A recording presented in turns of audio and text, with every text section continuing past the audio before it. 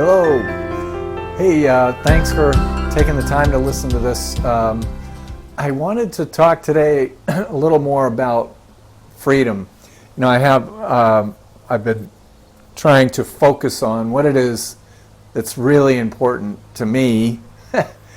And I came up with this thought about freedom and discipline and how they beget each other. And then the more I thought about that, I was like, freedom is acquired through discipline, and freedom begets more love. And I know these are difficult times. Now it seems like it's been going on for a bit, meaning a couple of years or more. But we're not the first ones to go through difficult times. I mean, all the way back to Cicero, and all the Stoics, thousands of years ago.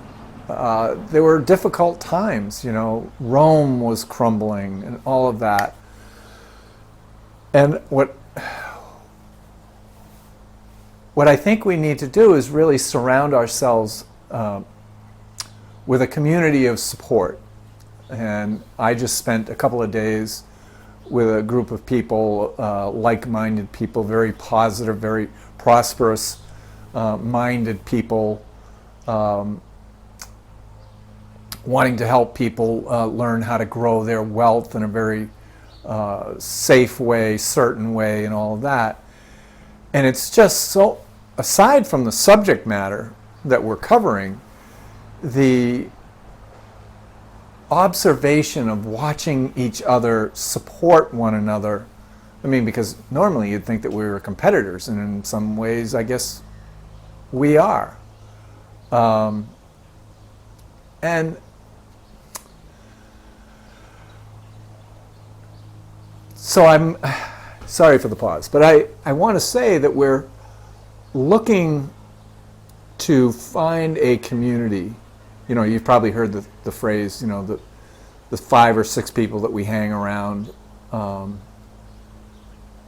most have a great influence on us. So I want to be hanging around with these people because they're so positive.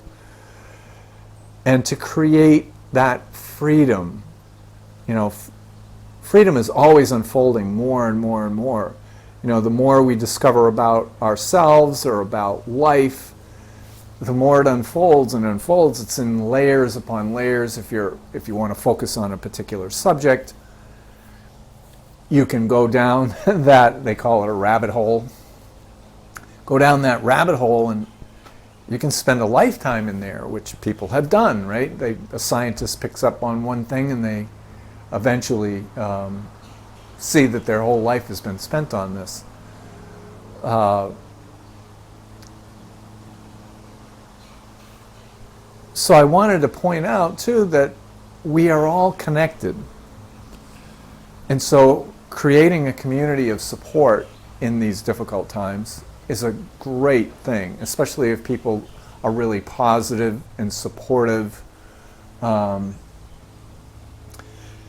only just emotionally and like that, but also with answers or possibilities, meaning that they can introduce you to somebody else that could help you with a particular thing.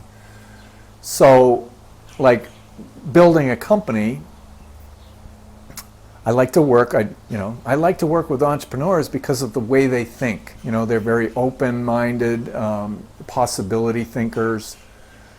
And when you're surrounded by people that are like that, they tend to be committed to a particular direction.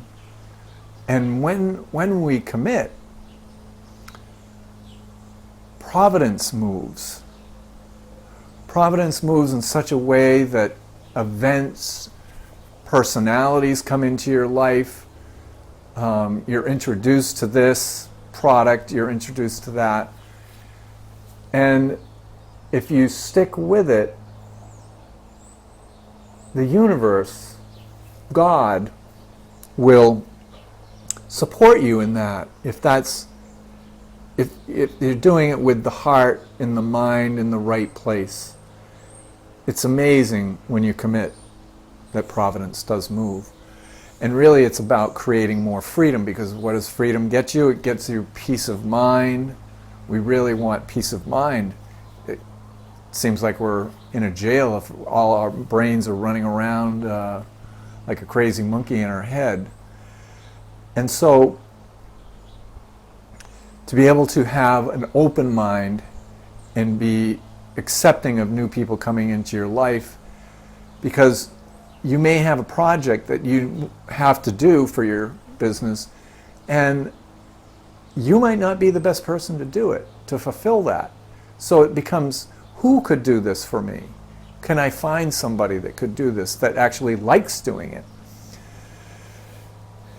So this is really about how connected we are, and how that connection can help create freedom. And the freedom through, helping more people, to be of service. That's the other thing I love about this group that I was with a couple of weeks ago, is that there's so much service of intention of service. And I love that. They want to do everything they can for their clients. They want to do everything for anybody they meet, if they can. And if they can't, maybe they know somebody that can. So it becomes Who Not How, which is the title of a book written by Dan Sullivan. You can look it up. That's how you can get a lot done, because God knows that we don't do this alone. We weren't meant to do things alone. We were meant to find the who, not how, because that who already knows how. So just recently I had a client ask me a question about how to go about taking a loan, and this particular carrier doesn't have the button, so to speak, to take a loan. You just do it online. They're not set up that way just yet. But you can make a phone call, or you can fill out a form, or, the easiest thing is just to make a phone call. And I had not known that about this particular carrier. I had not had anybody ask me that question, and because I can't see it on that side, and I'd never thought to ask the question. I thought all carriers had the button. Anyway, they'll just have to make the phone call, and so I was very grateful, as simple as it may seem, that I learned something about that particular carrier through a question from a client, and that was wonderful. I actually thanked him for asking the question. I hadn't thought of asking the question yet. So it's always about continuing to learn, and we learn from each other. So I just wanted to say that everything is connected. And so to find those people that can help you to understand a particular product, a tool, and really know it, not just take it in a soundbite from somebody. Oh, you don't want to do that, or you don't want to do this. But to look into it for yourself. Because the more that we discover about life, or whatever it is in a particular focus that you're trying to learn about, the more you discover, really discover, the whole truth about something, the deeper you can go. It's like walking up a path. And everyone was brought here to this spinning blue ball with gifts specific to them. You know, we got 8 billion people on the planet. Every single one has special gifts within a combination of gifts structured a certain way that's unique to them. So if there's something that you need help with, somebody else may be better tooled for it. And to be open-minded enough to ask for the help. Find the help, do the deep learning, and discover your gifts as well. I just want to say quickly, there's an organization called, they call it the blueprint process, that we were all brought here with a blueprint. And they will help you. Raise my hand. I'm a blueprint process practitioner. I became one after I went through the process myself. I was like, oh my God, that I should have done this 30, 40, 50 years ago. Of course, it wasn't around then. Maybe something similar, but anyway. So to discover your gifts is a wonderful thing. But no, we're not experts at everything. So ask questions. And so I'm raising my hand again. If you have questions about anything to do with anything within this realm,